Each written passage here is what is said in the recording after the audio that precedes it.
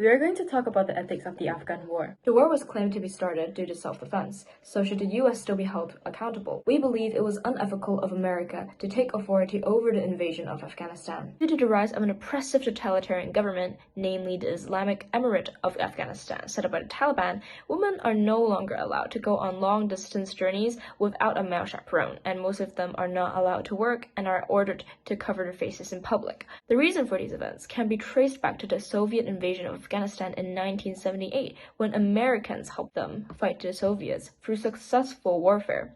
The pull-out of the Soviet formed the Taliban, and the formation of it can be mostly linked to the Americans, while the mistreatment of women due to the formation of the Taliban can be seen as proof of the downsides of American interference. It should still be held responsible for the sufferings of the people under the Taliban rule socially. It was wrong of the USA to invade Afghan territory, similar to how the USA would dislike it if a foreign power were to interfere with their internal affairs. America should have never interfered with those of Afghanistan, despite their beliefs or reasoning. An entire military invasion, costing the lives of up to 10,000 innocent Afghan civilians and up to 60,000 service people, could have been avoided. When terror strikes, greater conflict cannot be the solution. It was completely unethical to have taken the lives of so many just to capture one person. The horrible effects of scarcity, famine, and decreased access to healthcare were all amplified. And this definitely did not resurrect any of the 2,996 individuals who sadly lost their lives in the 9/11 terror attacks. At the end of the day, was it worth it? Taliban was able to claim legitimacy of authority over the region earlier in 2021, making previous efforts seem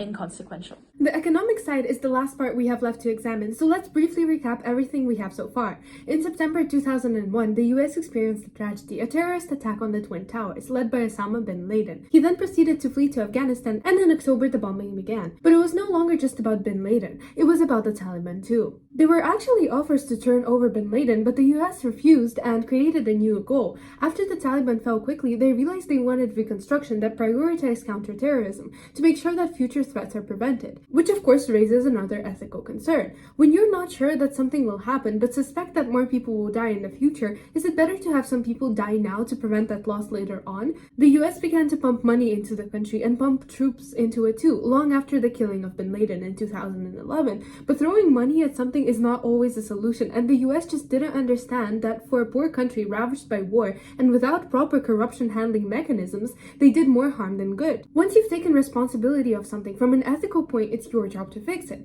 Most would agree it would have been unfair for the US to simply leave Afghanistan after the disaster that the country experienced.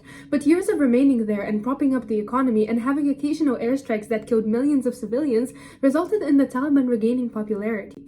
Many Afghan people did not want the situation to continue, knowing full well that the money lined the pockets of officials, and meanwhile the life for the average person continued to decline in quality.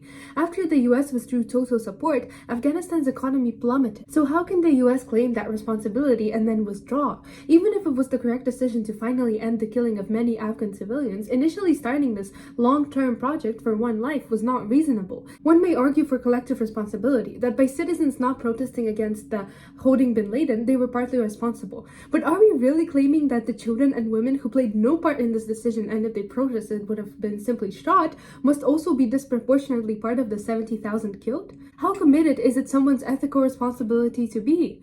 We believe that the US intervention was not justified, especially after they were offered Osama bin Laden, and ultimately was an attack on the sovereignty of a country, freedom of religion, even if our Western views do not agree with what the Taliban are doing. Imposing your own cultural lens onto a country that did not want to play a part in your politics? We wonder where we have seen that in history before.